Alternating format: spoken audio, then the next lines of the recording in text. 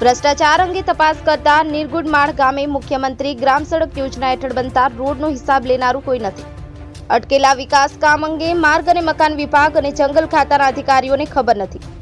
આવા તાલુકાના અંતરિયાળ વિસ્તારમાં આવેલ નિર્ગુડમાળ ગામે આઝાદીના આટલા વર્ષો બાદ મુખ્યમંત્રી ગ્રામ સડક યોજના અંતર્ગત યુનિટી કન્સ્ટ્રક્શન દ્વારા બનતું રોડનું કામ છેલ્લા 1 વર્ષમાં રસ્તામાં તિરાડ અને આજુબાજુના સાઈડથી રસ્તો તૂટતો નજરે પડે છે.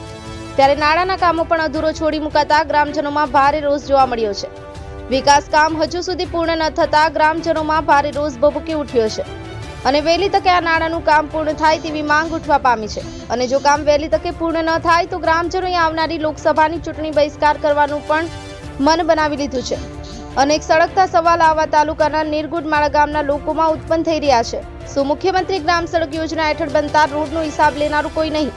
કોના ઇશારે કોન્ટ્રાક્ટરો આ રીતે બોર્ડ લગાવી અને સરકારી ગ્રાન્ટના લાખો રૂપિયા પોતાની તિજોરીમાં ભરે છે? આવી એજન્સી અને કોન્ટ્રાક્ટરોને કોણ પ્રોત્સાહન આપી રહ્યું છે? સરકારના વિકાસના કામો અને પ્રાથમિક સુવિધાઓથી જનતાને વંચિત રાખનાર એજન્સી અને કોન્ટ્રાક્ટરો સામે કડક પગલાં કેમ લેવાતા નથી? જેવા અનેક સવાલો નિર્ગુડમાળ ગામના લોકોમાં ઉઠવા પામ્યા છે. મિલન ધુડે, i7 ન્યૂઝ ગુજરાતી. રમેશ સત્યની સાથે. લાઈક કરો, શેર કરો, સબસ્ક્રાઇબ કરો i7 ન્યૂઝ ગુજરાતી.